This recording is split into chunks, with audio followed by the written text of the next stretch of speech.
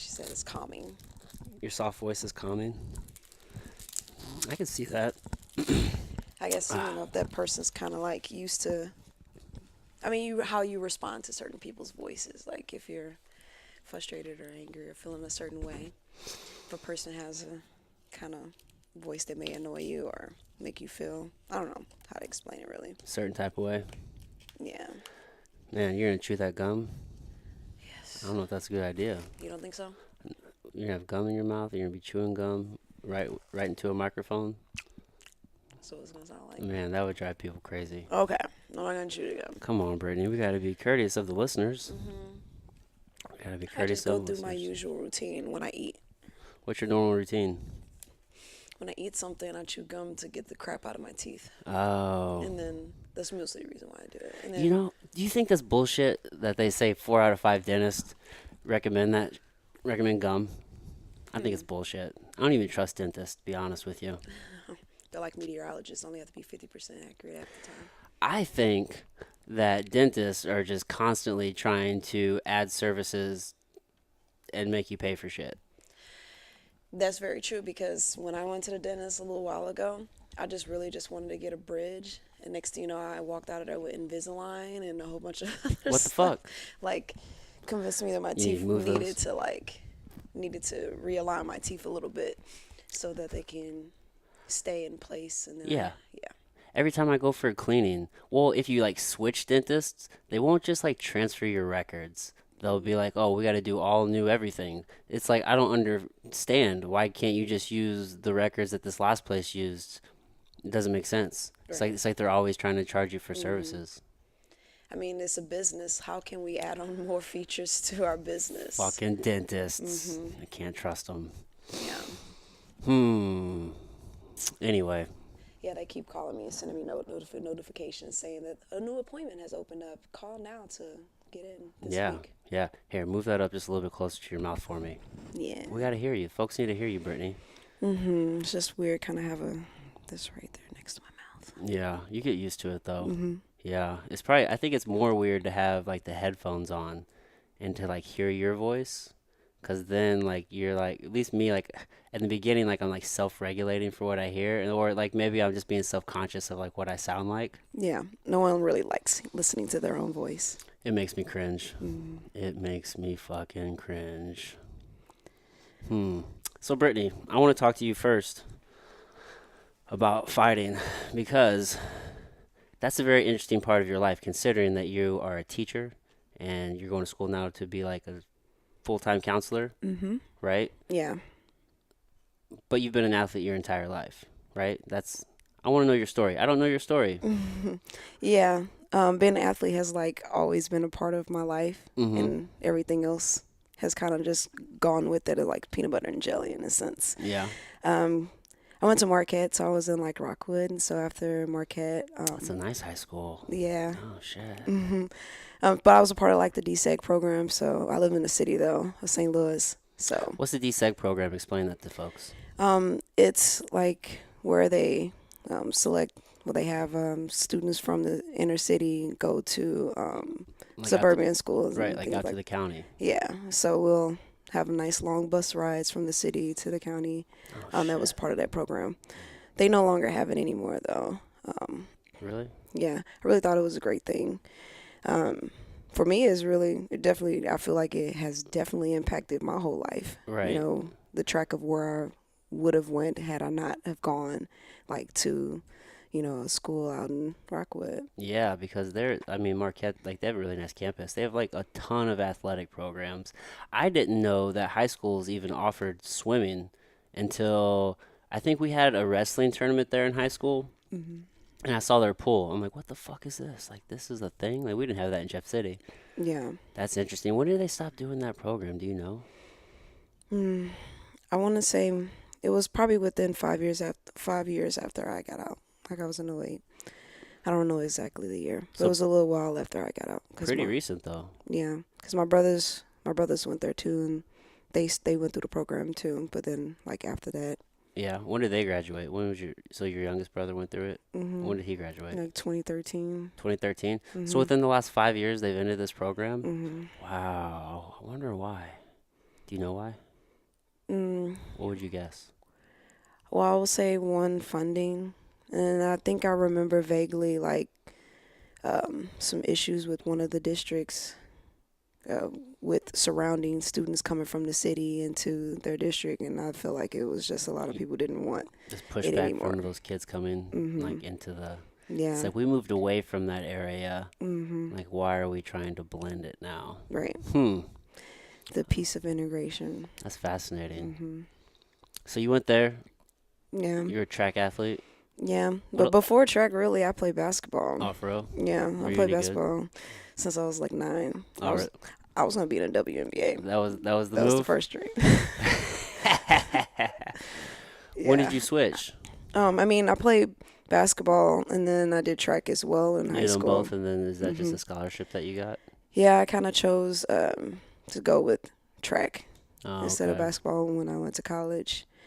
Um, I feel like I didn't have a lot of knowledge in high school about like college and exactly what would be the most beneficial thing for me. So I kind of just went on what I knew best, what I felt comfortable with. Mm-hmm. So like I got tons of letters from like schools all over the US. I even remember like these Ivy League schools and I'm like, what? I was like, I'm never gonna be able to get into these schools like Princeton and stuff, but like I got track letters. Mm-hmm. So I never really received much from basketball. So I just thought, well, I'm getting stuff from track. Maybe I should do track, and it's an individual sport. So I know that I feel like I had a better chance of always competing versus basketball and maybe riding the bench or something. Like I was like, what's my optimal chance of actually competing? Yeah. And so, That's a tough time in life to make decisions. yeah, I didn't have any guidance, like, kind of going into college. Like, my parents, they didn't go to college, and they didn't really know the whole process. And you don't know anything. Like you said, like, you don't really know what the best thing to do is. yeah, So you just end up choosing something. yeah. The same thing. My parents didn't know much about. They didn't go to college, so Yeah. it was just pretty much me deciding what I was gonna do. Yeah. Fuck, man. That's like the worst thing you could do is let an 18-year-old make a decision like that, and they don't know anything really. Yeah, Man. I'm still a little bitter about it. As I say, like, so, 'Cause, so what would you have done different, you think? oh man, I would have went to a school that would have paid for all of my college. Yeah. You took a partial scholarship? I really didn't even have scholarship until like my junior year Oh, really? of college. So why'd you go? Where'd you go? I went to SLU. SLU? Hmm. Why'd you go to SLU? Just because it was home? Well, originally I was gonna go to Missouri State, and I did receive some scholarship from them. And then when I got my SLU like financial aid packet, like they pretty much covered it all. But so in my little 18-year-old mind was like, oh, I guess they offer me these loans and all of that will cover school and I Yeah. get to stay in St. Louis. Oh, you're like, yeah, this is the dream, huh? Yeah, Ooh, and those fucking loans, man. yeah, but did I really think about the weight of loans at that time? No, obviously not, Nope. because and then SLU is so expensive. It's a very expensive Yeah, university. so all of that piles up, and then I'm like, I got Great Lakes calling me and stuff. I'm like, oh. Yeah, I could have went to SIUE, so Southern Illinois University of Edwardsville, Yeah, and I could have went there for a full ride on wrestling, and I took a partial scholarship to Lindenwood because they had a major I wanted. I wanted to do athletic training and move into physical therapy.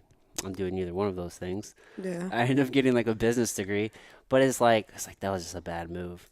And now that I look back on it, I probably would have waited to go to school. They make you feel like you have to go right into college, and if you Yeah. don't, you're a fucking loser, and you'll never make it in life. right. It's- As if that time off in between is really gonna hinder you. Right?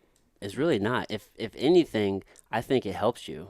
Yeah, To gain some life experience and then to go to college, like once you have a better like understanding of like who you are and what you actually like what you're actually interested in and what you want to do, it's easier to focus. yeah. So you can save that time from going there trying to decide what you even want to go for, and then have all that time switching majors and whatnot. Getting all broke and shit. Hmm. What did you study in undergrad? Well, I always wanted to do education, but I started off as secondary education, and I was gonna do like secondary math because I really like math, teaching math, because I Yeah. did a cadet teaching class in high school. And then slowly I realized that once I got to calculus, I was like, I don't think I want to teach this. So then, but I was also really interested in psychology, and I was like, well, I would like to teach psychology, but that's in the like social studies or department, but it's like you would have to teach all the social studies and before you would really teach psychology. So I went through that, and then eventually I was like, okay, what am I gonna do? And I had to kind of refigure it out, and then I ended up thinking about, well, where can I have the most impact? And so then I chose elementary because I was like, well, high schoolers are kind of like already in their ways, you know? So I was like, well, what about the young ones? They're the most, moldable at the time. That's And true. so I chose to say, and then I get to choose teach everything as in elementary. So I ended up switching to that and got my degree in elementary education. Right. I imagine your calm demeanor and voice helps with the little kids. Yeah. I hear a lot of people. I mean, and it also kind of goes with my fight name, right? The Quiet The Storm. quiet storm. I've heard people say that you're so quiet but very firm, and like, I was like, I guess so. Hey, no time to fuck around. I don't know if I'd have the patience for little kids. Teaching kids jujitsu um, has been a very it's been a big learning experience for me. Like my jujitsu's gotten 1,000 times better, Yeah. but like I feel like I'm a pretty patient person.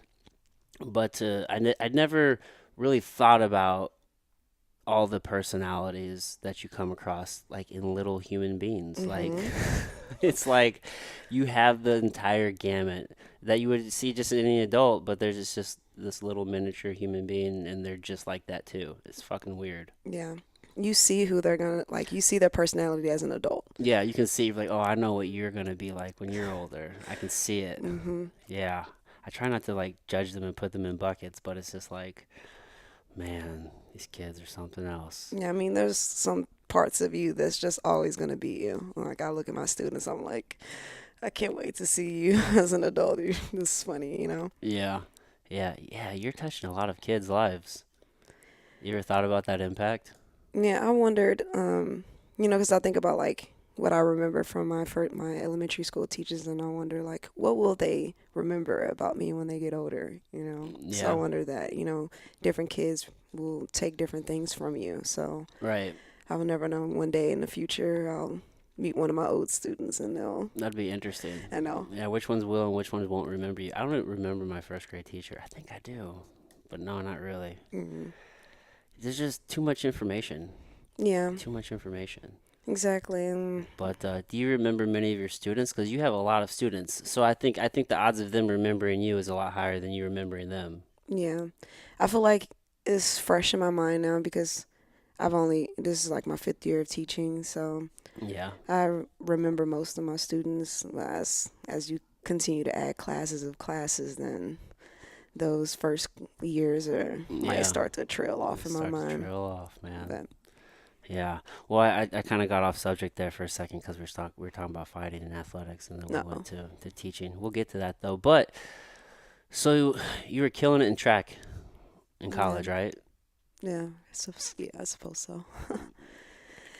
Yeah. Yeah, right. hmm What did you? I don't like because I know that you were inducted into their Hall of Fame, right? Yeah. So what did you do?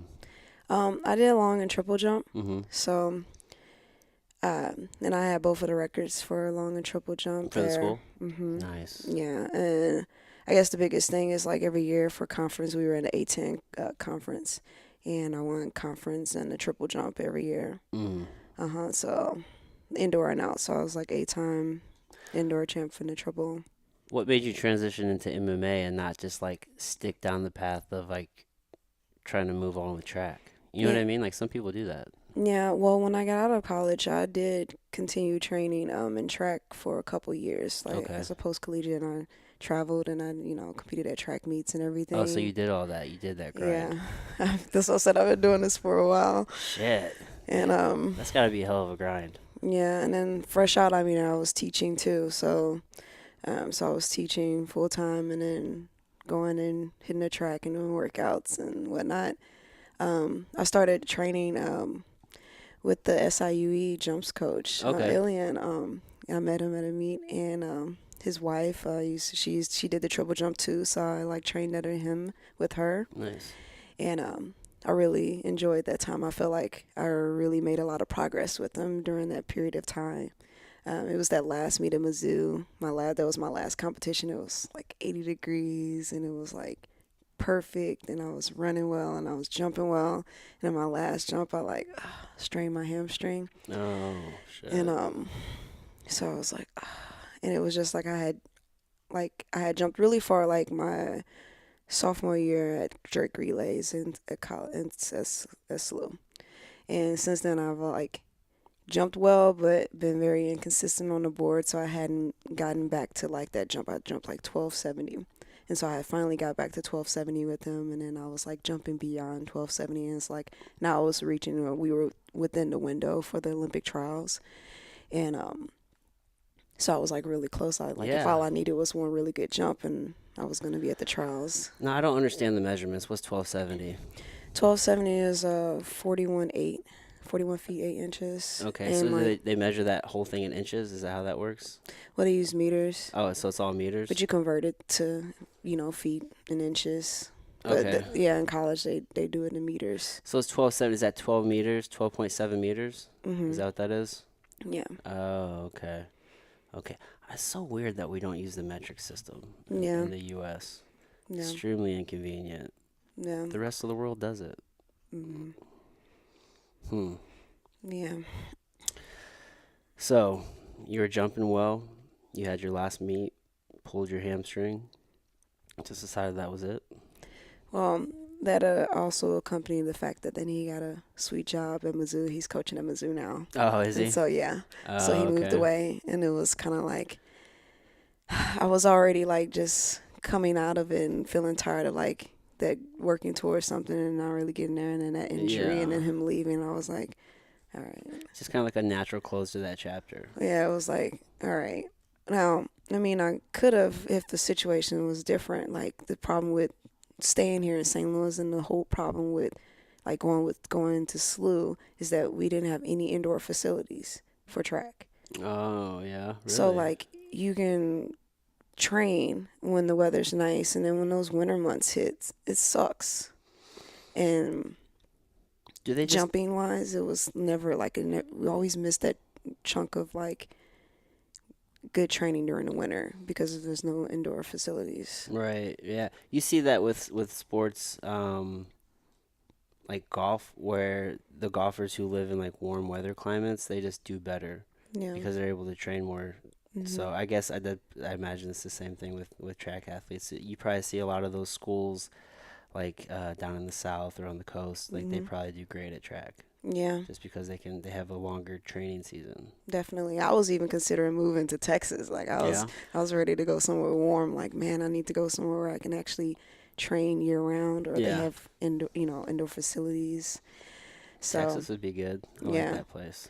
originally in high school, one of his name was Terry Harris. He was like, "You need to go to Texas." That was one person who was like in my ear about where to go for college. And Yeah. I was like, Texas. Man. I didn't know anything about anywhere. I was like, and then I was like, Nebraska. And then he was like, cornfields there. And I just slow, it's like small-minded St. Louis brain, And in retrospect, it's like, Nebraska is a legit track team. Yeah, I graduated with a girl. She was a triple jumper. She was like a national champ and whatnot. And she went to Nebraska and had a really good career there. Yeah. It's a good school. Yeah. Good school. Yeah, man, that's the problem when you're young like that, and if you haven't had the opportunity, like me growing up, I didn't really have the opportunity to like travel a lot. The first time I actually left the state of Missouri that I can remember was, I think the summer before my junior year, and we went to Nebraska, of all places, for a wrestling camp. I never traveled or did anything, so I had like a very limited scope of like the possibilities and like the like what is all out there. Right. Right. So it's just like, now it's like I see all these places, and then, traveling and with SLU and then going to these other places and seeing other programs, I'm like, dang, they are good in Nebraska. Or Texas is a big school, and they are really good. Like, Texas is huge. Yeah. And Austin is dope. yeah. You And then we went there to Austin. I was like, man, this is so nice. I wasn't 21 yet. Was I 21? I had to been 21, but I was like, oh man, they have like all these bars and Holy shit, you were down to everyone's in the 6th Street. streets. Yeah, you were Yeah, telling me about 6th yeah. Street. Yeah, I was like, this man. is St. Louis is like, oh, and then you got all of this, and it's like, I was Yeah, like, man. Like the closest thing we might even have remotely to that is like maybe go down to the landing. That's like 1 block long. It's the yeah, smallest little street. yeah. But people aren't even out anymore. I feel like every time I No. go down there, it's not the same. No, I had went to a blues fest. There's a blues fest down there recently. We went to Mm, that. There's some people out there, but it just wasn't all that. yeah. You can just go to 6th Street on just any given Friday probably Hmm. and have a much better time. Last time I was down there, a football game had just gotten out. So there were a crazy amount of people on 6th Street. Yeah, Anyway, that was fun though. yeah, I'm sure you guys did a lot of things that you weren't supposed to do. We wasn't actually out that long. I like funny enough, like I never really drank until like after college. Oh, really? Yeah, so I didn't pick up any freshman 15 or anything like that. Yeah, you're focused. Yeah, I was just training and Just a good athlete, right? yeah, Trying to stay the course. trying. I can dig it. I can dig it. Well, yeah, 'cause you are an amazing athlete, and it's evident like whenever you fight, like you're just much longer. You have a much longer reach than a lot of these girls, and you use it well. But you have good hips. Like you have good power. It's easy to see. Um, so what was the transition into fighting for you? Well, like it's I guess while I was in my post collegiate years, that's when I met Charles. And Oh, so you so guys met after college, right? yeah, I was still like he was still running, and he went to SEMO and he was running. I met him at a track meet, and then I like met him a little later after that, and then that's how we like connected. And then when he was done with his track career, because he was already kind of back and forth into MMA, boxing, and track. Mm-hmm. So when he was finished with track and he started getting back into fighting, so then there I am, like going to his fights and Yeah. listening to him tell me about arm bars and all this stuff, and I'm like just watching. At first it was like, oh, it was very gruesome, and been around the sport, I started learning more. Then I was like, so then when it all came to an end for me, I was like, I want to try that, Yeah. so it was like, here it goes, just I went from one thing to another. Just chasing the next dream. Yeah, but Yeah. it was like right there, and I was like, well, why not? I never like thought like I was gonna like go and be a fighter or anything. I was just like, that looks interesting. I want to try it. It's a lot of technique, and I'm a person who likes technique. Mm-hmm. Because in triple jump, it's like all about perfect like form and technique, and so I learned that there was all these techniques, and it's like not just like basketball. You practice your free throws, you dribble, and it's like once you get those things down, it's not as many layers. I feel like jiu-jitsu, I was like learning that there's like layers upon layers to things. So many layers. Yeah. It's fucking crazy. So that sucked me into that. And so after I was done with that, then I started, trying out jiu-jitsu and boxing and whatnot. And then just the rest is history. You just kind of been taking off from there. Yeah. Took to it like water. Yeah. I remember when you joined the gym because I remember watching Charles. So for the folks listening, we're talking about Charles Energy Johnson. I probably have him on the podcast. I probably should. I remember like, yeah, he was still doing track and traveling back and forth between SEMO and here in St. Louis. And I'm like, I guess when he was on break, he was up here and he would train with us here and there. And then, then he was just here full time. And then like you just kind of like popped up out of nowhere. And then you just started wrecking fools. You were wrecking girls. Are you pro yet? Yeah. You are pro now, right? Mhm. How many pro fights have you had? Just one. Just the one. Was that for Invicta? Yeah. Do you foresee yourself still fighting for them? Yeah, I Is mean, that the goal? Is Invicta the goal for women? I mean, I know Like- the UFC obviously has a women's division now, yeah. but Invicta seems to take care of their fighters really well. Yeah. Well, I have 3 more fights with them. But I mean, obviously I want to go to the top, Right. So, I'm happy to be with Invicta, and it's a really great thing to start my pro career with them, Yeah. So it's an amazing opportunity, and I just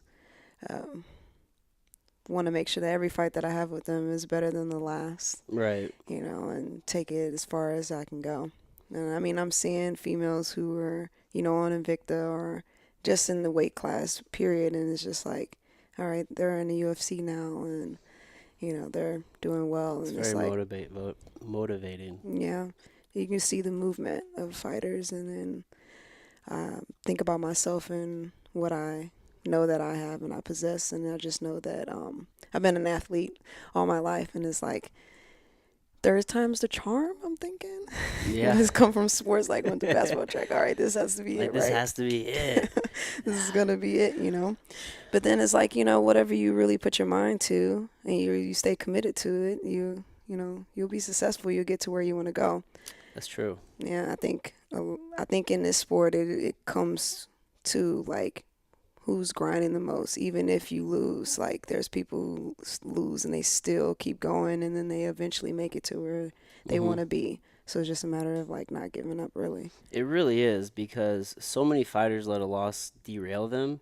I've been guilty of that in my past. Just like you take a hard loss and it's like, instead of getting right back to training, you take 3 months and it's like, fuck, man. Now I'm just like all fat and out of shape, and now you're trying to get back into it. It's like now you got to start all over. You got to get Yeah. back into shape just to get even like remotely to a place to where you can start like developing your skills again. Yeah. Yeah, that's a vicious cycle. It's a hell Yeah. of a grind, but you're used to the grind, right? Yeah, but that's kind of like where I am now, like uh, with all the other things that I have going on right now. So like went back to work after my fight, and I didn't want to I wanted to get adjusted into work because the beginning of the school year is kind of like a lot. It's a hectic time. Yeah, and then since I'm finishing up my master's and then I'm doing my internship, so I'm like seeing clients and things outside of work. So then like that's taken away from like the time to train. So I'm like in this period of like, really, I wanted some time off and I took that, but now it's like I want to get back in the gym, but I still have to like, Yeah. finish this obligation that I know I really need to finish. So, but that mindset of like, man, I've been out of the gym and trying to go back and to feel it, and you're gonna have to make up everything that you lost before you can like, really get back into it. So, but it's like, a mental thing, and It's a lot of it's mental, because you see some people take off like real long layoffs, and they come back just looking great. I think a lot of it is definitely mental, but it's very mentally taxing to like not be training, and then like you just think about that. You're just like, yeah, oh fuck, man. Like yeah, yeah, it just really, it can be like, it can just really wear on you. yeah. I use it as like a mental wellness time, because when you're grinding so much and you're training all the time, we like exhaust our bodies, but we're not really also thinking about like the toll it takes on us mentally, the stress and that fatigue. And sometimes you need to rest and heal and allow your mind to, rejuvenate. That's And true too. so sometimes the rest is necessary. I agree. I agree. It's very mentally taxing once you actually sign a fight contract. Yeah. Do you obsess over your opponents? No, not really. No. No. Less and less each time I fight, because it really has nothing to do with them, really. Right. Is what I'm learning is that it has everything to do with me. Because Right. if I spend all my time obsessing about what they're going to do and I'm not thinking about me and what I'm going to do, then like they've already won in a sense, Because just through the experience of like fighting people who have like names behind them and like, all this expertise, like when I fought Luana, who was like a black belt in jiu-jitsu, or even my last opponent, they were like talking about how good she was in jiu-jitsu. But then like I didn't give myself credit for like who I train with and where I am. And like, okay, so I may not be like a purple or black belt, but man, do I get myself into some crappy situations in training where I still am a survivor. And so like getting into those fights and I'm like, oh, she didn't submit me, like I still did what I know what I knew how to do. So like obsessing about their strong points really wouldn't get me anywhere, because I really should just focus on what I do have and my attributes and how I'm going to win the fight. Self-belief is very important to have. Yeah. Yeah, it can definitely erode if you start giving the other person too much respect, No. yeah, that can definitely be a problem.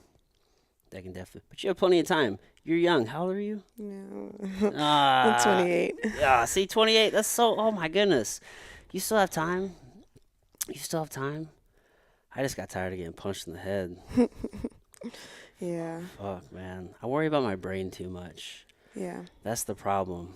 I just always worry about my brain. So now I'm always just like focused on like how can I like make it the best it can possibly be?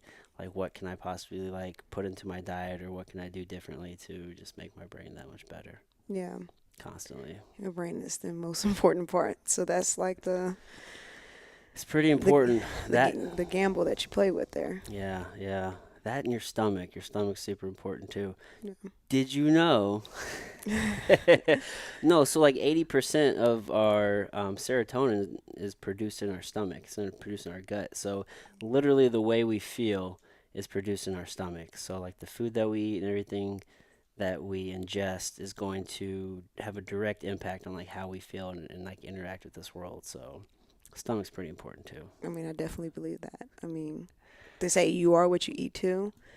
And if you're eating a whole bunch of crappy foods, you kind of feel crappy. Yeah, that's true. Yeah, and I also heard like you are what you ate, meaning like whatever you're eating, whatever they ate, Mm, also affects you. So like if you're eating beef and it's eating all shit food that it's not supposed to be eating, like it's not grass fed or grass finished, yeah. then that's gonna have an impact on you as well. Yeah.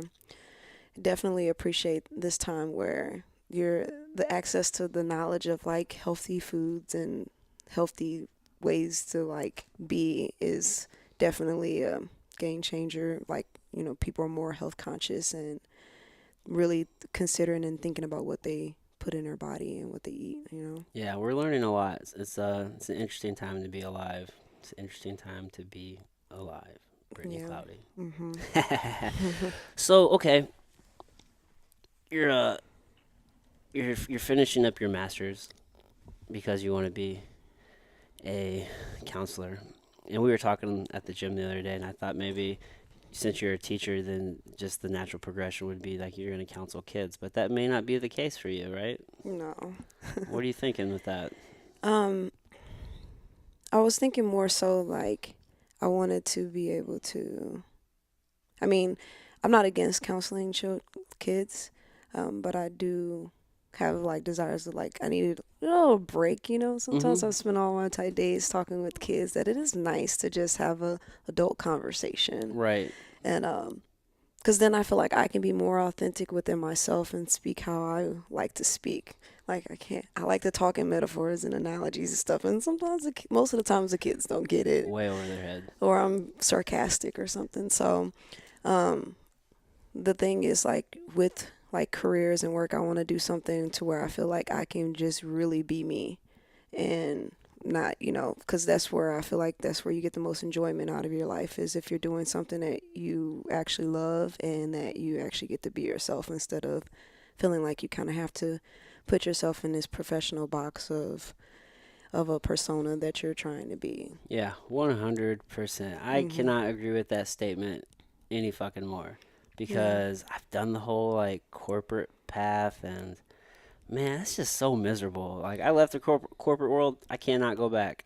Yeah. I can't do it anymore. I'm officially like unemployable to the corporate world because it's just like nobody's really themselves. You know what I mean? Yeah. It's like everybody's putting on this persona or like they're speaking in ways that they wouldn't naturally speak just because it's like, well, this is the agreed upon way that we're going to speak now. Like we're going and it's just like, oh man, it just seems so fake and it's just not very fulfilling. Yeah. Um, well, nerd fact, but within my counseling, we learned about personas. Like that's just something that people do. Is that Mhm. within their different aspects of their lives, they wear different faces to Mhm. fit into different environments, and it's exhausting. Super exhausting. I just try to be my authentic weird self everywhere I fucking go. Yeah, It's not easy.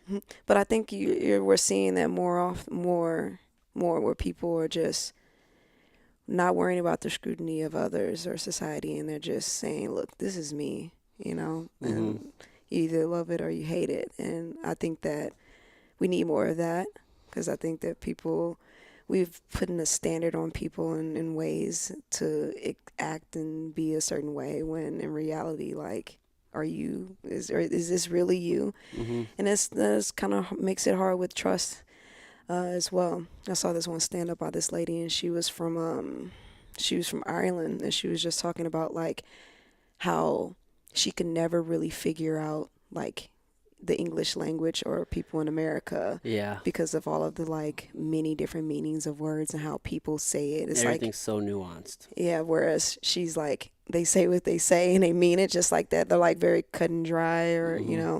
versus people don't really say how they really feel, is like what I got from it. Yeah. And I believe that. Like, Yeah, that's so true. I can't remember what I was listening to, but they just used the example of the word fuck. Like, and they use like in a word like they're like fuck you, you fucking fuck. Each of those words has a different like implication like within that sentence, yeah. but it's all the same word. And there's no other like other languages don't have words like that, and they don't have meanings like that. Yeah. Yeah. She used the example of girl. Girl. Like, yeah. Because she was like, I don't know, it was like she was telling a story about how one of her friends had did something that was pretty bad. And she was like, her response to it was, girl. And she's like, like it really, but that word girl meant you needed to do this and you needed to do that and this and this and that. But all she said was girl, and she knew what that meant. Yeah. So I thought that was funny. That is funny. Yeah, man. It's just all about just trying to be your authentic self. But the English language is fucking complicated. That's why I can't. I shouldn't say I can't, but that's why I have found it difficult to learn another language. When you try to translate it, it just doesn't translate right. Like Yeah. English is backwards from the rest of the fucking world. Mhm. You know what I mean? Like I like to say, like everybody else speaks like Yoda. Like it's always like subject and then, or I mean, it's always like verb and then subject. It's never like subject and then verb. You know what I mean? Mhm. Yeah. I don't know. Yeah. And I'm teaching kids how to, read in English and everything. And I'm like, okay, I know I taught you this rule, but this word doesn't match that rule. This is Yeah. one of those words that don't fit the rules. There's so many words like that. How do you break the bad habits? What do you mean, like? Like kids learn like they speak so incorrectly from like they learn just the worst shit from either like other kids or just at home or whatnot. You ever Yeah. try to like break those bad like grammatical habits at school? Yeah, see, that's the thing is like, we have to like understand that like people have like home language and school culture language, and it's not necessarily saying that their home language is wrong. It's just like, okay, but when you're in these situations, it's like being situationally appropriate when it comes to like speaking and Right. your words. So it's like that's what we're teaching. So, because what I learned when I was coming up from my house, you speak how your parents, spoke. One thing that Charles always gets on me about, and I still do it to this day. I'll say, hey, raise that window down. And I have to, Oh shit. I have to really work on thinking, okay, close the window or shut the window and not raise the window down because it's like opposite. But I love it. so, and then I'm Oh. like, I'm educated, but I still say some things that I just can't help because that's my home language. Mhm. I had to point out to Deja the other day. I go, I don't think you realize you say anyways a lot. And there's no S on like, any. anyways. Like anyways, I'm just like, I've never said anything to her like all this time, but like I finally said something to her. She's like, no, you're right. I don't know why you've never said anything to me before. We just have weird things to say in things. Yeah, it's really weird. Growing up, my grandma, she used to say zinc instead of sink. Hmm. Don't ask me fucking why. There's no Z there, Yeah. but she used to do it. And then obviously we're in Missouri where people say what, warsh. Yeah. Then there's all the different dialects, of within America. So that's a whole nother thing too. And it's like, how do so it's like you're code switching between languages because, if you come from a certain region, how you say certain things and pronounce certain things is different than like the standard English way of Mhm. speaking. So that's why I feel like people who come to America, they're like, it's hard to learn English because you go to one place and this is that, and then there's a whole nother thing somewhere else. Yeah, we are weird creatures, human beings. I try to teach my kids that there are no bad words. That they're just not all words are appropriate at all times. Right. I mean, that's like how profanity is. It's like we say that they're bad, but it is bad because in certain situations you don't use those words. Right. But people use those words. All the time. So it's always like, well, those are bad words. But in reality, it's like, well, it's just a expressive word, a word that you use in a certain expression. Yeah, So, it's like, well, and then just depending on the word, like sometimes we just give words far too much power. yeah, You know what I mean? It's just like, it doesn't have any power if you don't give it any power. yeah, So, yeah, and then just when to actually use those words is super important. Because I cuss all the time. yeah, I can't help it. So I'm definitely cussing around my kids. I just let them know. I'm like, hey, man, this is just not, you just got to know when to use this. right. I've caught them cussing here and there. I've heard my son, like, he'll be playing a game or something and be like, shit. I'm just like, what? Oh, so funny. So who do you want to help? Because we were talking about the homeless population some the other day, and then you sent me that thing, which that's a cool story. I thought that was somebody else. Do you know the actress? I can't think of her name, but she's in quite a few Tyler Perry movies. Hmm. I'm terrible at people's names. That's right. Look, we got Google right here. Let me look it up. Either way, she used to I thought it was her story because like she used to be like a prostitute and whatnot, Mm. and now she's just fucking killing it. Hmm. I don't know. I'm gonna find her name out though. Yeah, people. I sent you this like little link from this lady who was like homeless and addicted on drugs and everything, and pretty Yeah. much how like she changed her life around and went to school, and now she's an author and everything like that. And it's just like I feel like sometimes we look at people for their current situation and think that this is just who they are, how they've always been. Sometimes we should like think deeper into how they got there and what happened to them, and like where I was thinking like when I wanted to like help the homeless population was like getting past the sense of hopelessness, just because you're there, living on the street and you have nothing doesn't mean that, you couldn't do something to change that around. Like, your future could be, nearly close to whatever it is that you want it to be, as long as you have the help and support of others in a lot of cases, really helps people to change their life around. That's so true. Like you're not like your current situation isn't like your final situation. You know what I Yeah. mean? And it's so easy to feel like, especially if you're going through a tough time, like you feel like this is just it and there's nothing else out there. But I Yeah. feel like so many people, and I've said this before, but like they overestimate like what can be done in a year and they underestimate how much you can get done in like 5 to 10 years. Like you can build a fucking empire in 5 years. Yeah. Like it's fucking crazy. Her name is Tasha Smith. What she look like? Yeah. Apparently, she had a story kind of similar to that. I don't know about all the drugs and stuff, but I'm pretty sure she was a prostitute. Yeah. I could be making this up, but I don't think I am. I think people, like everyone has a story to tell, and you'll be surprised, by what different people's stories, are. I know, this is why I'm doing this. Yeah. I'm trying to learn everybody's stories. You might answer my question. So, do you want to work with the homeless population, or what would be your ideal situation with like counseling? Like, who do you want to help? Well, I have this great big plan in my mind, like how you dream real big. My friends always tell me. Dream big. My friends always tell me that I go 0 to 100. Like I think really big. Like I'm like, oh, we're gonna have people. We're gonna have a party. I'm gonna throw this party and stuff like in one day. No one shows up, but I'm like, well, I visualize this being like that. But when I think about like counseling, I think about taking like all of the things that I have as a person. Like I'm an athlete, and I want this, and I like to help. I'm in a public service profession, and I like to help people. And I want to bridge like the physical wellness and the mental wellness all together. In a sense of like personal training, like exercises, and like even like maybe opening up a gym, but like in the counseling aspect, also having like a private practice that has all of those things embedded into it. Yeah.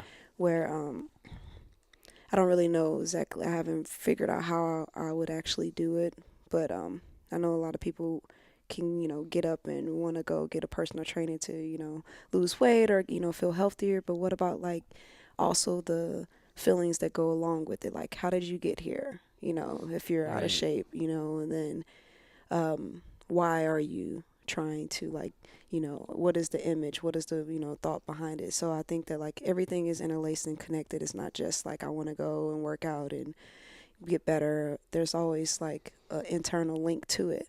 And so there needs to be like something where I want to meet both of those needs in that sense. And so that's just like for everyone. When I think of future things of, and this is how I feel like fighting will help as well, like a platform to be able to, I want to do like nonprofit things like for like the youth and kids in the community, especially like in St. Louis.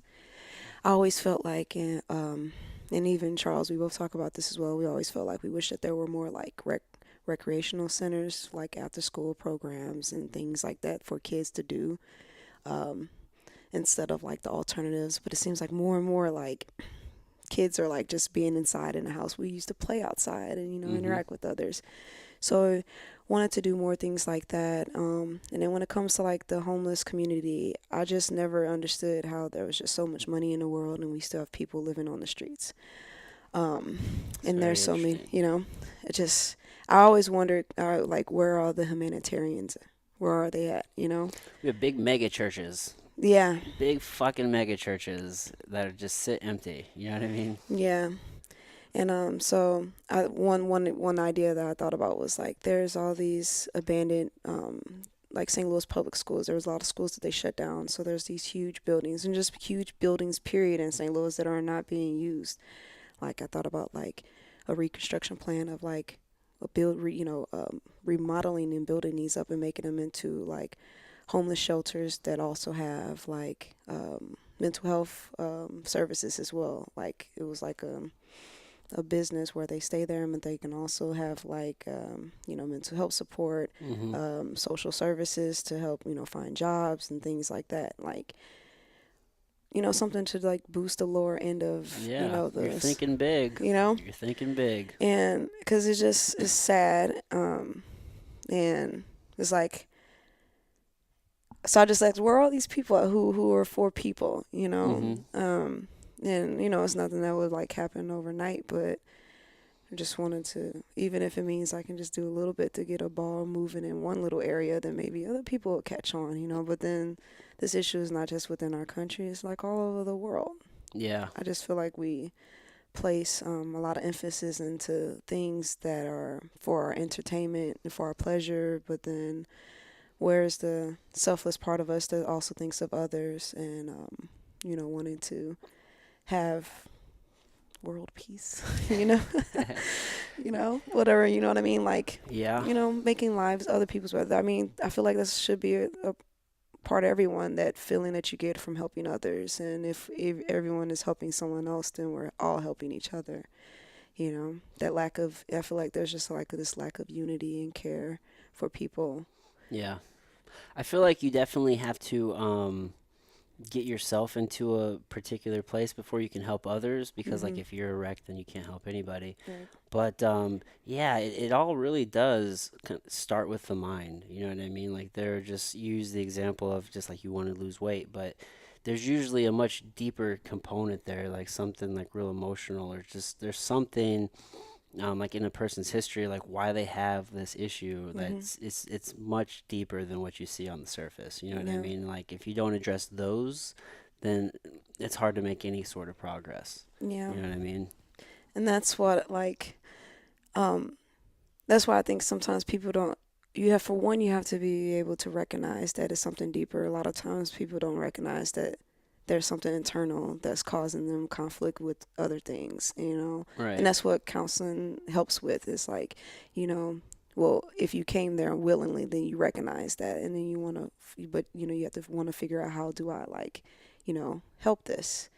But I think that each of us, even if we feel that we're good and okay, there's still something like internally that we should still process through, that like helps us, not only like, that really heals ourselves internally, Yeah. that Yeah. helps us to live healthier lives, Yeah. on the outside in it. It's important to address those things and to like work through those feelings, especially like being like a man in America. Like you're always told to like not be in touch with that part of yourself, like Right. to not address those feelings or to work through those emotions. And also just with society in general, it's almost like frowned upon to be Hmm. sad or to not be happy. It's like you're supposed to always be happy, but it's like this is a part of the human condition, and sometimes you do have to work through this, like this bad stuff Yeah. to like get to an ultimate like greater good. You know what I mean? Yeah. I Yeah. think that like now, because we're hearing a lot more, like, it's sad and unfortunate, but just like all of the teen suicides, and I Yeah. think that that's bringing awareness to like the issues like of cyberbullying, depression, anxiety, and all of these things that people are going through, that no people don't feel comfortable with sharing or confiding with other people Right. with, because it's looked at as, how it's appeared.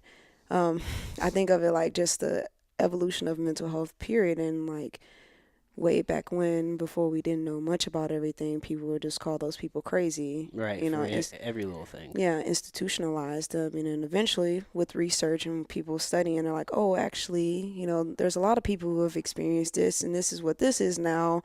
Oh, okay, and this is how this caused that. And oh, well, it could be different from this person to that person. And so, like, just over the years, we've learned a lot more about like the mental health aspect, but now it's like changing people's perspectives on it, and how they view it. I'm listening to you. Yeah. I need to get a new camera. Hmm. This thing is no bueno. Yeah, no, fucking, I agree with all those statements, Brittany. For the folks listening, Yeah. I gotta do something about this recording. I just gotta buy a camera that's dedicated to this and quit Okay. using my phone. Yeah. Oh, man. Yeah, processing those feelings, working through those things. It's all important stuff. I'm sorry, I lost my train of thought, Brittany. Yeah. I lost my fucking train of thought. We were good. I mean, that's what we were talking about. Just talking about, you were saying that, the people, especially men, like feel okay, comfortable with Yeah. sharing that side. Yeah, no, not really. A lot of us don't. That's something I've been trying to work on. Just being more open, just being more vulnerable. It's a tough thing to do. Yeah, and it feels very uncomfortable. Super Hmm. uncomfortable. Yeah, yeah. But because especially like I've noticed like whenever I'm doing this podcast, I don't know if you do this, but like I tend to obsess over some conversations that I have. Like I'll think about things that I've said in the past, and I'm just like, oh, why the Why fuck did you did you say say that? that? Like you And sound like then, such a fucking idiot. People are gonna think you're a retard. Whatever the case may be, the fact that I just said that, people are gonna be, oh man, he just used that word, right? Like you can't say that word.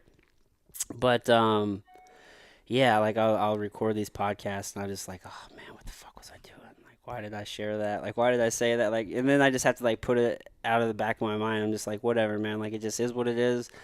Either you like it or you don't. I'm just trying to be authentic. I mean, I understand, because right after I was like, hey, let's do this pack, I was like, why did I just do this? Because that means I'm going to sit here and talk in front of a camera to, you know?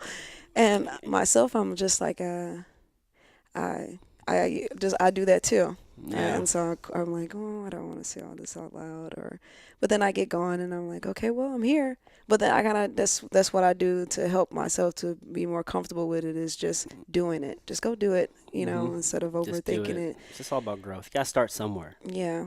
And if you're trying to be your most authentic self, a part of that is being your most authentic self with other people. Yeah. And being comfortable being around other people and being yourself and not, worrying about the judgments or the scrutiny of other people because Yeah. when you don't care about those things, then you're just you. Yeah. You And know? it's okay to be wrong. You know what I mean? I feel like we're always Hmm. so scared to like look foolish or like to say something wrong. I do it all Yeah. the time. Like the biggest thing is like I'm always worried I'm going to mess up people's names. So like because of that, like I won't use people's names. And Yeah. then yeah, but I'm just trying to get over that shit. I've done that before. One of my parents came in who was volunteering, and I realized that I didn't really know how to pronounce their last name. So I was like, hey, this is, so and so's mom. And I was like, what would you like to go by? And fortunately, she just said her first name. Okay, we're going to call her Miss. But in my mind, I was like, I don't want to say her name out loud and like mispronounce it or something.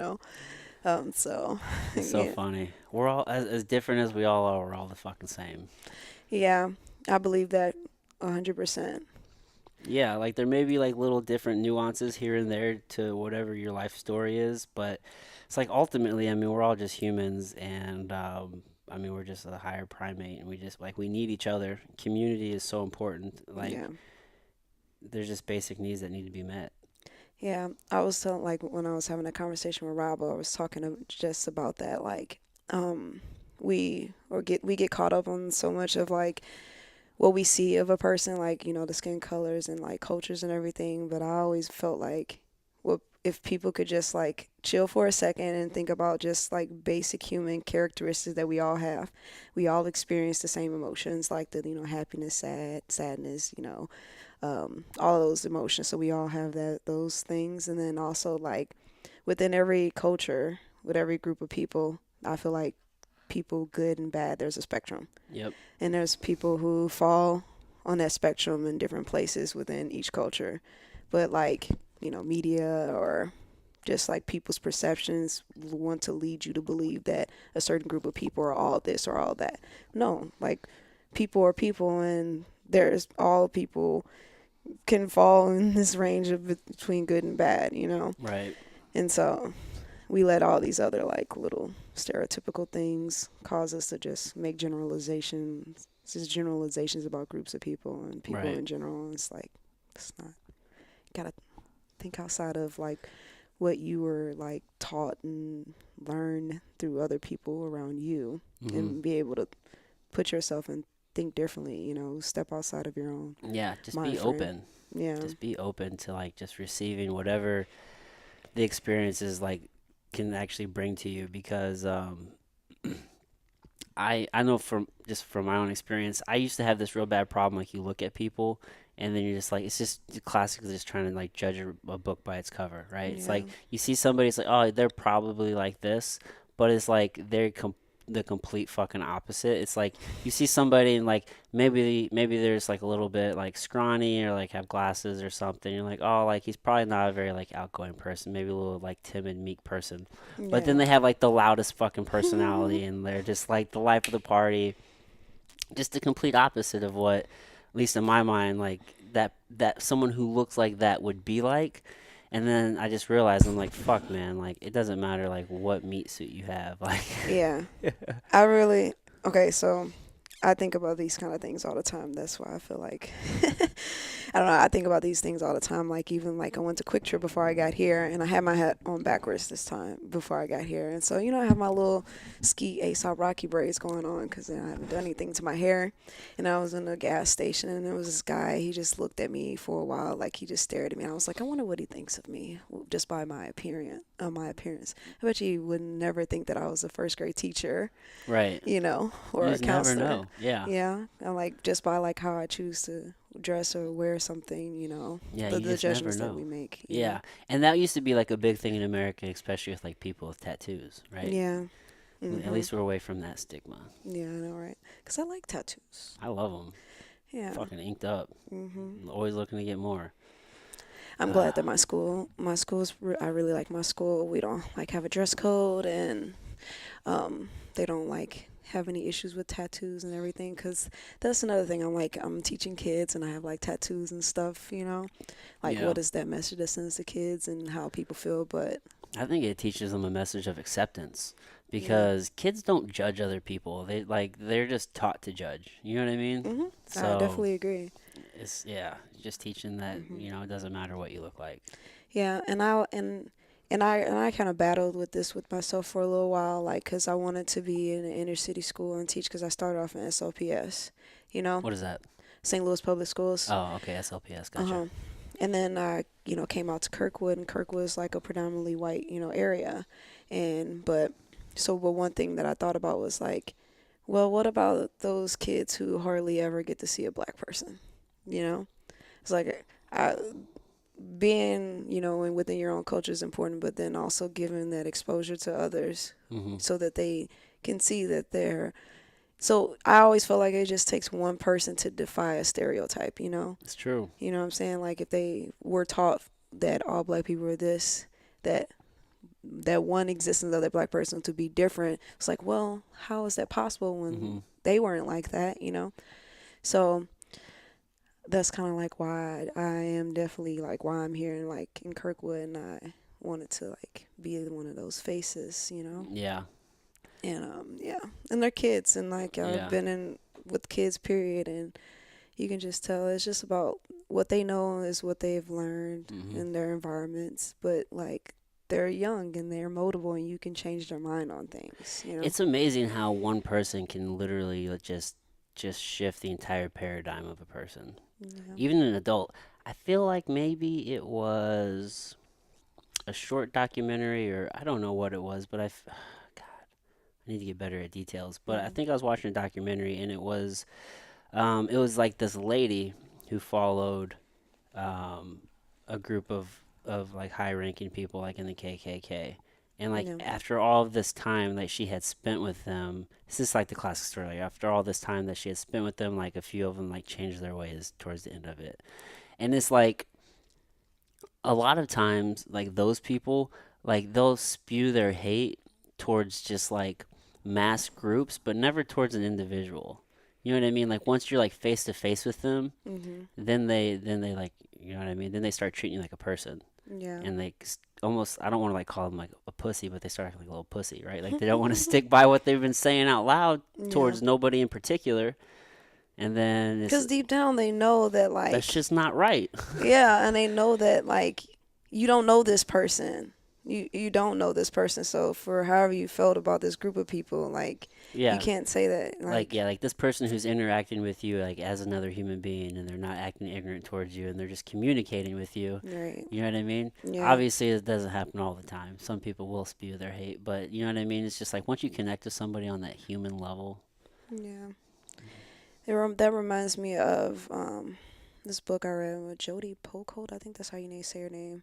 It was Small Great Things, and it was pretty much like it was about like a black nurse who what'd she do? Try to give CPR to their baby, but the baby ended up dying, and she wasn't supposed to be around the baby, so she had to decide if she was gonna try to save the baby or not, because she wasn't supposed to be like touching the baby because they didn't want her to be in the case because she was black. But they didn't say that, but that's why it was. And so then they had her on trial and everything, and um, the father, the white guy, he was a part of the like KKK or something like that, and like in pretty much you learned that his hatred like towards black people came because um, his brother, I think, died in a car accident, and it was a black driver, and so he blamed that black driver for his death. Yeah, And so he thought, but even though that guy really wasn't at fault, but he said that he was, and so that was like the manifestation of his hate towards. So yeah. then he just generalized it because of that trauma that he Hmm. had. And so I don't know. I like to believe that a lot of things happen like that, where one person makes you feel like they did something to hurt you, and then makes you feel like Yeah. that. It's like one person created it, so one person can fix it. Yeah, and it's like just either it was taught or learned, or that generalization was made, and then you took it and manifested across the whole group. Right. You know. Yeah. That's a crazy situation to be in, Yeah. I imagine. You said something earlier. I wanted to think. I wanted to. It, when I lost my train of thought, that's what I was Mm. thinking about. So I'm gonna come back to it. Do you think that kids just have it too easy? And I say that because, or just not kids, but in America we have it too easy, and I say that because you had mentioned about the number of kids that are committing suicide, and when you look at that, like the suicide rates are usually in pretty they're usually like happening to populations that are pretty well off, right?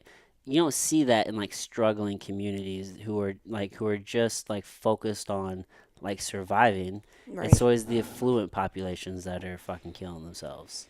Yeah. And we have a lot of that here in America, obviously. And I don't know what the statistic is, but it's like I don't know if you make like $20,000 or something like that a year, then you're in the top whatever percent of the world, whatever that is. Have you heard Hmm. that statistic? I don't know. No.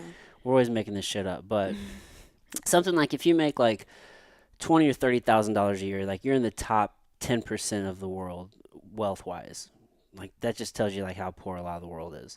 But we have a lot of suicide here, and it almost just seems to be like from a lack of struggle. Like there's no, it's so easy as far as like our basic needs Yeah. that like we just start stressing over other things, and then it just drives this mental anguish, and you know what I mean? Yeah. Um, I thought about this too. Um, People like when you mention like the struggle, I think when you say like other people who are just basically just trying to Yeah, they're survive, focused on surviving. like that mental toughness, they don't have time to like worry about all these other things because they're just trying to survive, right? And like others, like in our countries, it's like those problems that wouldn't be problems to other people who have like gone through lot more, you know. Um, I think that definitely plays a huge part in that, Yeah. you know. Um, Yeah, and especially because like you'll look at like poor communities or like hunter-gatherer tribes and just places that don't have a lot of material things, like they're just getting by, they're surviving. But they seem to be a very happy people. You know, they have community. They have their basic things met, maybe not easily, but they seem to be doing a lot better like in the mental health aspect of life. yeah, I think when you have nothing, you appreciate the necessities more, Right. like the basic things of life. It's like you realize what's really important. Yeah, you know, and because you have to, because that's all you have, Right. and that's where you form that connection to. Yeah. And I feel like sometimes those basic things aren't appreciated as much with different areas. Like that's kind of like going back to that sense of like unity within people. Like I wonder like how many people, like, do people confide and talk, like have conversations about how people are feeling, Right. you know, that disconnect within a family, within friends, that isolation, that feeling, and or whatever, like, because people really crave connection deep down and need Absolutely. We connection. need it. So when a person is isolated, they don't feel that because a lot of people's attentions are distracted by so many other things, then they're just left with this isolation of feeling alone Right. without, the feeling of family or friends. And we don't have, a lot of people don't have that. Yeah. I always wonder what it would be like to grow up in like a culture or community where like family was the center of everything, you know. But we live in a country where there's a bunch of different cultures that come together, and we don't have a unified, origin of like, you know, something. We're all blended in a sense. We're all doing our own things. Yeah. Like as a country as a whole. Yeah, like we're very individualistic, Yeah. and that's great thing about that's why we're so successful, because everyone's like, survival of the fittest, but it's like it's just me. Like Mm-hmm. one person is, trying to make it. It's not like like Yeah. it's like not family centered. I've wondered if like some sort of like mandatory service would would like help with that. Like in a lot of countries, um, like there's like you have to like join the military for a year or whatever the case may be. Like you have to like mandatory like serve your country. Now I don't necessarily think like everybody should have to like join the military, but just some sort of like mandatory service to the country, whether that be like to the Peace Corps or like if like in your local community where like you have to like volunteer hours to like keeping up with just the community, like, making it look nice and just public service, like a mandatory like public service, Yeah. to where like now you have like skin in the game. You know what I mean? Like Mhm. you're invested in this thing too. Yeah. Like we don't have that here. A lot of countries do, and you'll see intense nationalism in those countries, and like we definitely don't have that here. Yeah. I wonder if that would help. Yeah. I don't know. I also wonder if like I don't know what is it like in high school now, but like actually learning about all of the different like cultures around the world. I mean, we have world history, you know what I mean? But and we have American history, but I feel like world history just all condensed into one like course. But since I feel like we're a country of like many people, I feel like we should learn about everyone's culture, you know what I mean? Yeah. Versus it just being like American history and then And then other just everyone and else. then other. Because there's like one of those things like you don't know what you don't know until you learn about it. And a lot of things I think is just based off ignorance and not knowing. Hmm. Yet we live in a country that's you know Yeah, there's a lot of history that gets neglected. A lot of facts get neglected. yeah. I wonder. Well, I think that we should just. I don't. Again, you're in the school system. I'm not. I'm Hmm. just speaking from fucking from nowhere. But like, I feel like they need to like revamp a lot of the curriculum, because like we're not teaching kids how to think. We're teaching them what to think, and like we're just like breeding factory workers still. Yeah, Why are we doing that? we need a lot more application learning. Like, and I feel like in my perfect world, in my mind, of like, I think having the exposure and actually being in whatever it is that you're learning, to actually be there and see it with your eyes and experience it is a Hmm. deeper connection to learning than just to read it in a book, you know? Yeah. Um, so like when I was also thinking about like learning about other cultures, there should be a side of it where you actually go and do something and work with other people, that would like it's just surface level like learning. It's not deeper Right. you need like a deeper connection to like what you're learning. You learn and hold on to that knowledge a lot more when you have like the actual experience to go with it too. Right. You know? Right. Yeah. It's no longer like abstract. It's kind Yeah. of like a concrete like idea. Now, I do think that we're like a lot of the curriculum could probably like, why are we teaching some things that aren't needed? Is what I wonder. Yeah. Like Well, I just think about the push. Like math is super important. Don't get me mhm. wrong, but like we'll push. It's like we're pushing every kid towards the academic pathway, and not every kid's going to be an academic. You know what I mean? It's like, why are we not offering more practical things for some of these kids? Because at the end of the day, maybe the whole idea of no child left behind is great, but at the end of the day, like there's nothing wrong with like digging ditches. You know what I mean? Like if Yeah. like if you were like if like a manual labor type job is something that is fine with you, and like that's just kind of like where you're going to be, like what's wrong with that? You know what I mean? Like like all these kids, and this is just kind of going back to what we were saying, like how everyone's kind of like pushed towards college. Mhm.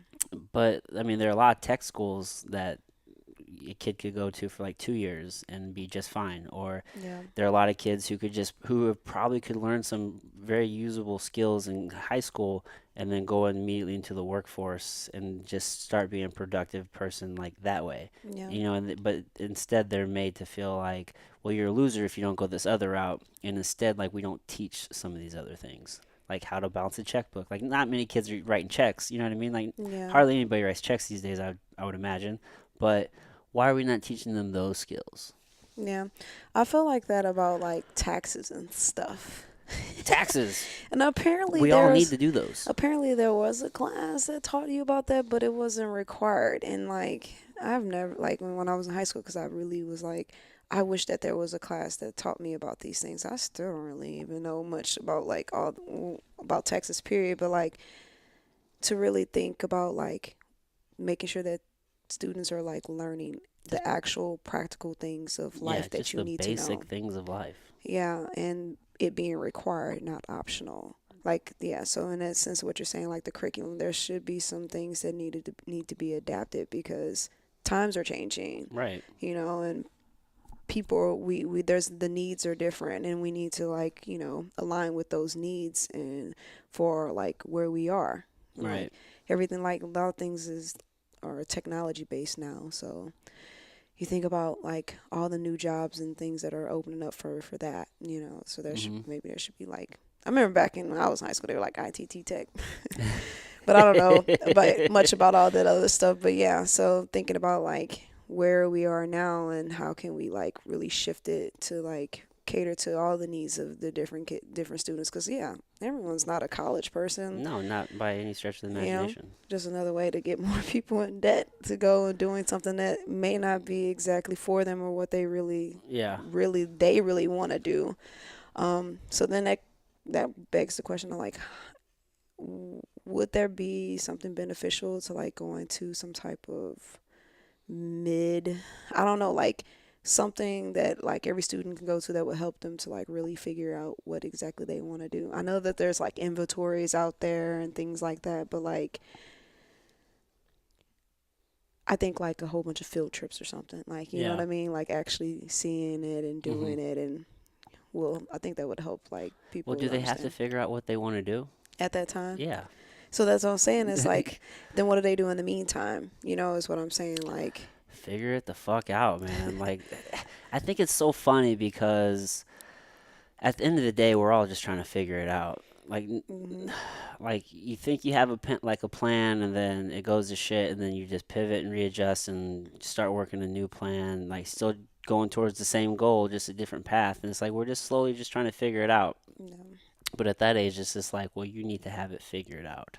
yeah. But even the people who are telling them to figure it out don't have it figured out. And then even, Like how many teachers are getting like hammered on the weekends because they hate their fucking job. Like, yeah, but so that's what I'm saying. Like, even like you pick a career and you like it, and then things change, and now you feel like, you know what, actually, this isn't it. Like, then what yeah. do you do? Like, life is going to be ever changing. You're Mm-hmm. always going to be evolving, and it's like, well, how do you adapt to the change? Well, you have $50,000 worth of debt. You can't change. You gotta stick this one out. Yeah, right. Or Shit. go back and get some more debt.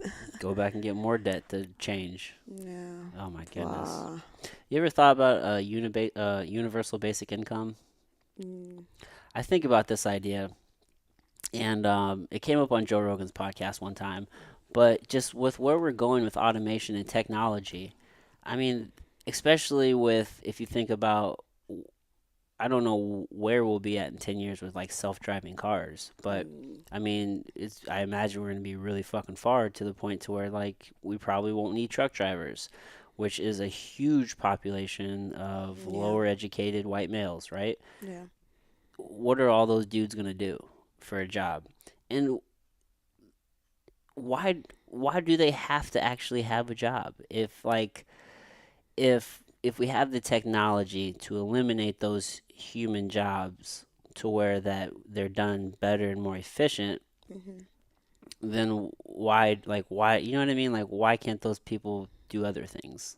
I Yeah. feel like we're going to get to a point to where we're not going to there's not going to be enough jobs for people. Yeah. And that's going to be a problem. Yeah, because of technology. So it's just like what's wrong with some sort of, even if it's just like I don't even know, just basic, just like housing and maybe a little food, Yeah. like $1,500 or something a month. Like Well, how I'm just can throwing we a if our number. country is in so much debt within itself? How are we in debt? I don't know. But it seems like It's it, just I don't because it's know. like we if I don't understand, like, are we like, Money's not real, yeah, and it's just like, I don't know. but it is. We Yeah. got to master that game.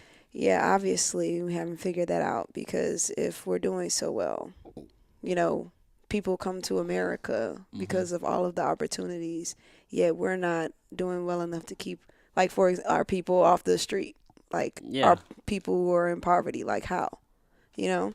that's a great question. So it's like, then we're not doing that well. We're definitely not trying to be the best country that we could be. Yeah. Because if we were, we would take care of our people Yeah, better. because isn't this, it's about the people. Without the people, there's no country. So that's what I mean. It's like, where are the humanitarians? Where are the people who are like, we're doing well because and our people are happy. Mhm. Like that's the overall just, but like we're in like turmoil within each other. It's like been in a very dysfunctional relationship, and we're like the kids, and we're like, stop arguing, mommy and daddy. That's how I feel.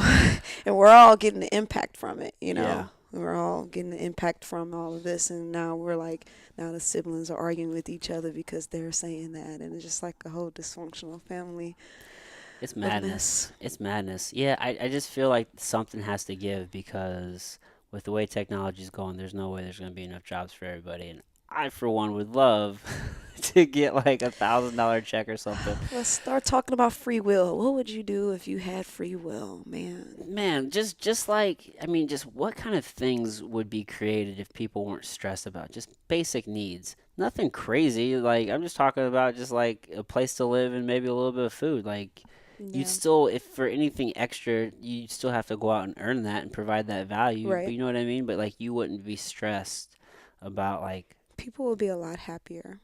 a million times happier. Hmm.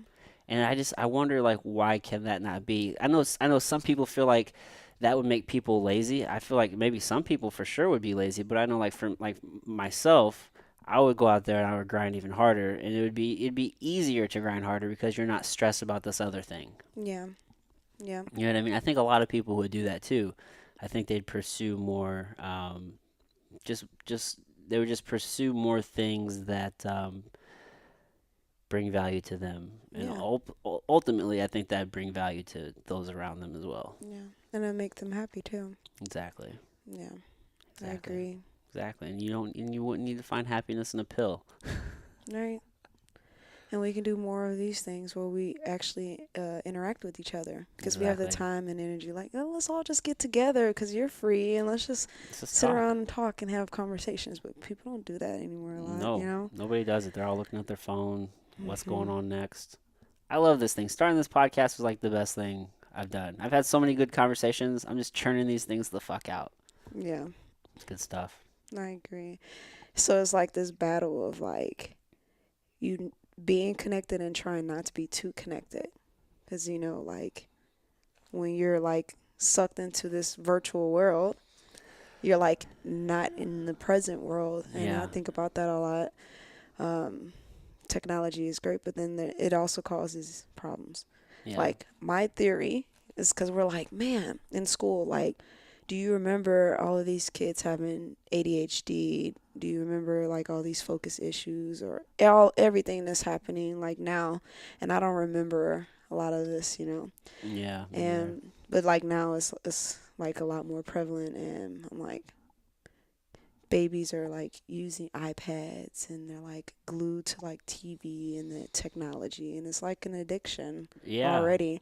And the word addiction comes with, you know, negative consequences that come from it as well. And I feel like, you know, that has a lot to do it because like just my face and me talking to students sometimes I have to like perform to keep their attention. I yeah. mean, they are kids, half of that is that. But Mhm. then there's like this other edge is like, man, I have to like constantly their attention span is this long, you know? Yeah.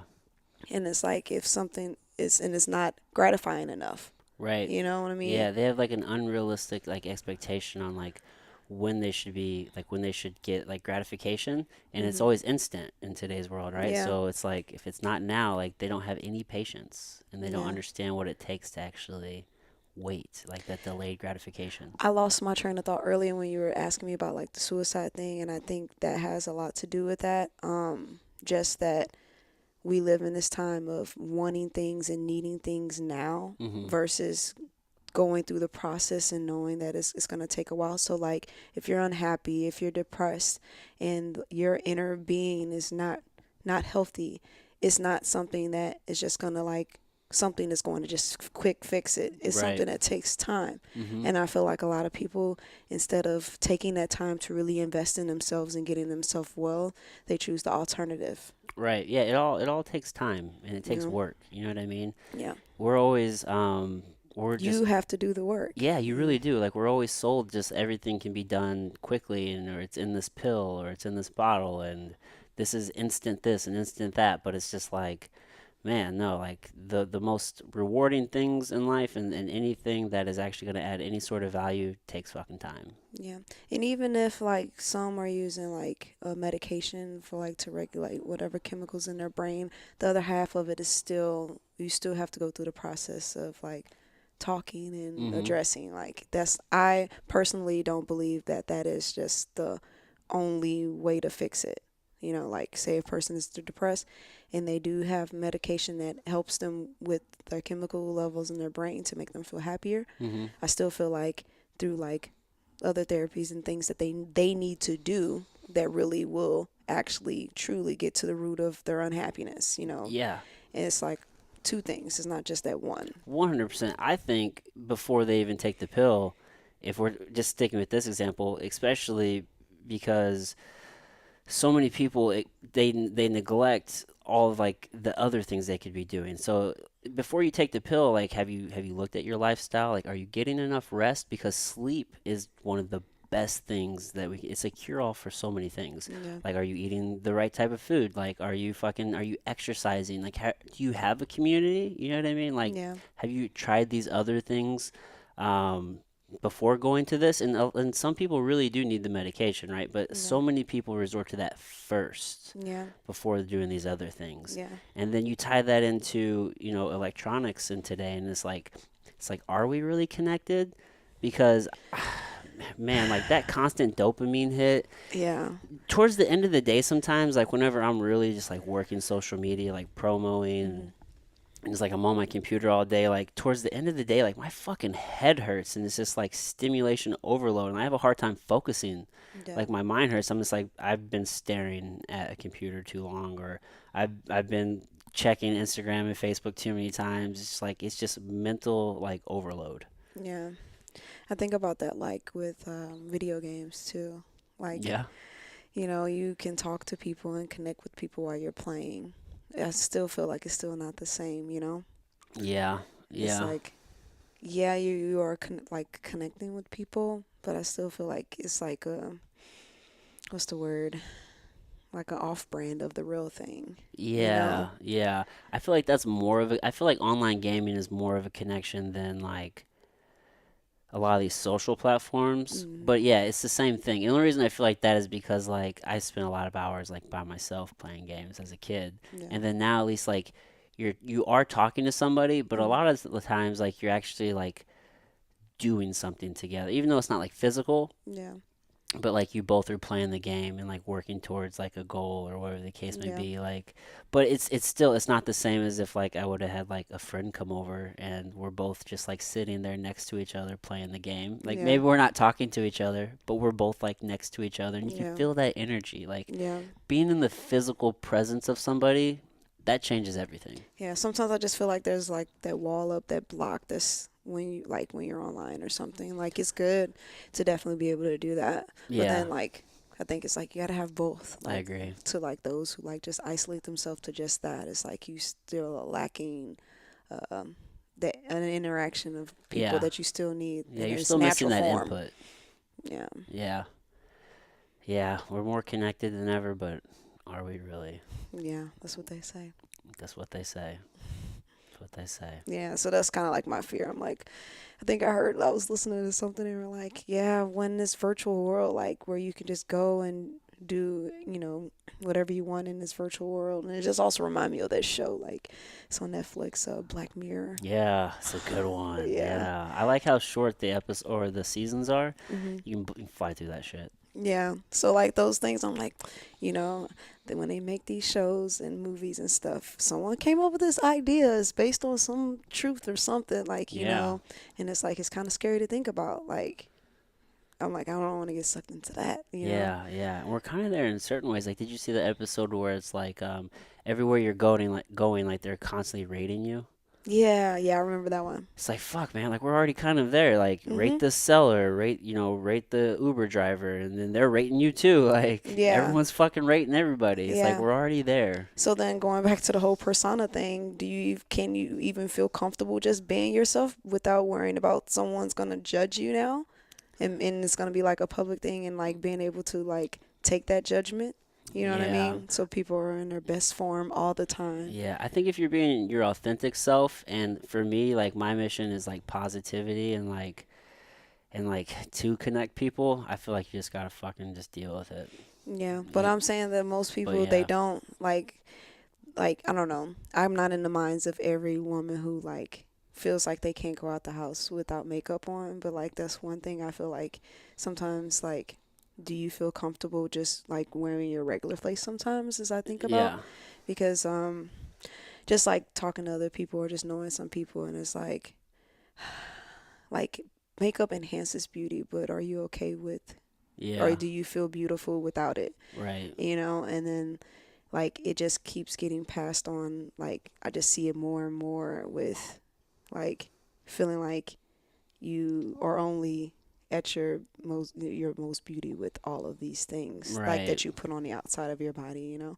Mhm. There was some preacher that I saw on Facebook, he was going in about just like women and like their outward beauty is like cake. He's like, I wanted some cake, and she had all this beautiful icing, and then when I bit into it, all I had was icing Yeah. because she didn't have any There's substance, no like no substance cake, there.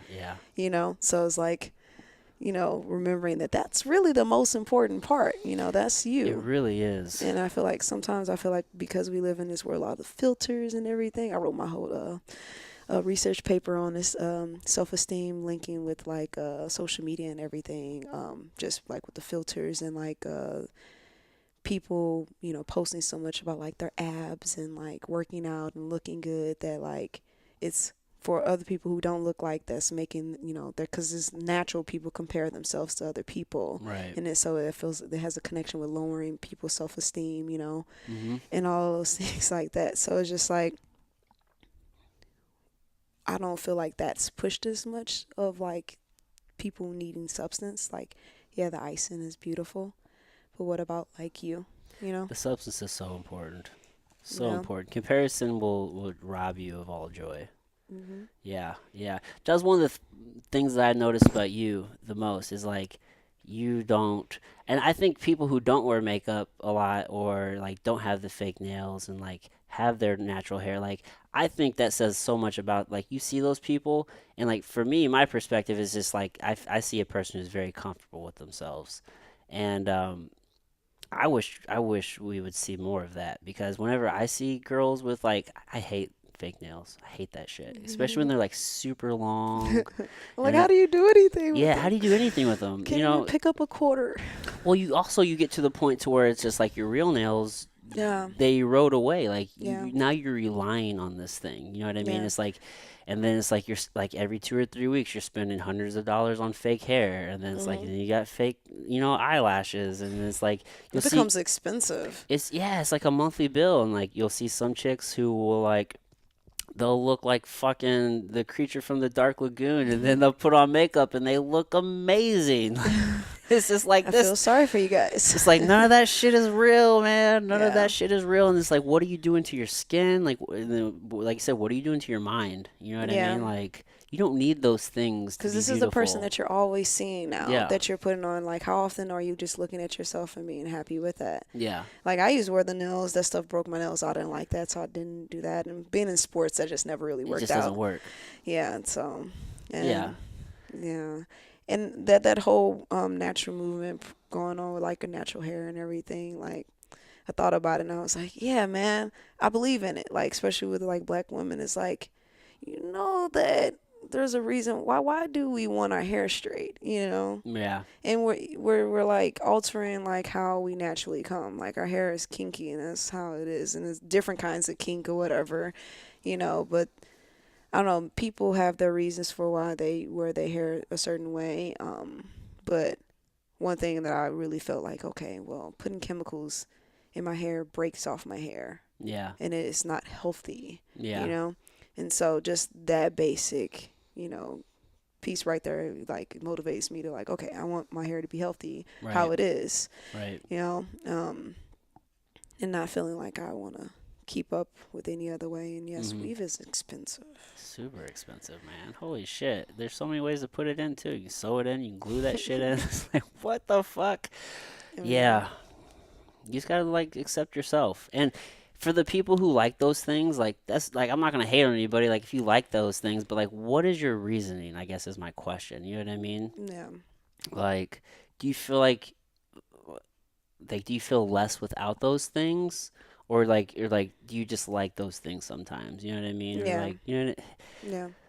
I don't know. I guess it's complex and nuanced, but Yeah. in general, I just don't understand it. Yeah. I mean, that's what I would ask, is like, the intent behind it, just making sure that you are comfortable with how you come. If you Yeah, want to do other things because you like to do those things, but you're still okay with what's underneath it, that's fine. But are you yeah, doing it to like because you're trying to fit the image of something that you're, want to see in yourself, for whatever reason, then that's like one of those things like, are you think a little deep about it, right, get right. to the root of it. Well, yeah, what is the cause? Yeah. Yeah, man. Oh, fuck, I had a statement. I lost it. I lost it. I don't know, but fuck it, man. Well, Brittany, we talked about a lot of stuff. Yeah. It's been a good conversation. Yeah. How can people get a hold of you? Is there anything you want to plug? Anything you want to plug? How can people get a hold of you? Say hi. Whatever you want. Oh, well. Floor is yours. Oh, well, I am on social media. I'm there, but I'm not there. So that's the other thing. It's like, yeah, I'm here. Well, my Instagram's the Quiet Storm _MMA. Twitter is the same. I am on Facebook as Brittney Cloudy. Yeah, so you can follow me there. I have all that in the links. Yeah, I hope to cause I too have been thinking about like how can I use social media to like, like I have all these thoughts that I keep to myself, and I don't really share You it. gotta And start it's, sharing them. yeah, I know. So it's like, okay, I guess I should share them, but then it's like, okay, cause I'm still kind of like reluctant to like I don't want to be too, engulfed into like, I don't want to be that person who's always on my phone, I but know. like this is like a big part of it, like with fighting, It's just you have part to of it. post pictures and do everything. So I'm like, I could probably go without that, but it's a part of the process. But I was just definitely thinking about some things that I wanted to do with social media, as far as like, also pushing out that, that need for mental wellness as well as the physical wellness that I, plan on pushing out there. Yeah. So you look forward to something like that coming from me eventually. Yeah. Just start using it as a platform to teach people. Yeah. I'm also still I am in the works of writing. I like to write. Oh yeah. Yeah. I guess I'll write before I talk. 'Cause I feel like I can get my thoughts together more. But yeah, so I plan on I'm gonna finish that, and my one goal that I have is to publish this book that I've been working on. Okay. So we've been working on that too. How long have you been working on it? A little bit. Um, well, I like poetry, so it's a collection of poetry that I've been writing. So some of the poetry I've written a little while ago and I've included it, but I will say that within this last like 6 months, I've been really like putting it together and piecing it together. That's dope. I think, like you said earlier, everyone has a story, and one part of like being authentic is being vulnerable, Mhm. and I like poetry is my way of being vulnerable. So I look to pour it all out there in this book, and I love one it. day publish it. You have to publish it and then come back and we'll talk about it. Yeah. So that means you have to publish it soon. Yeah. Well, I still have some more to go. Like, Yeah, I can dig it. still have some more to go. Good stuff. Yeah. All right, Brittany. All right. It's been a pleasure. Until next time, everybody. Yeah.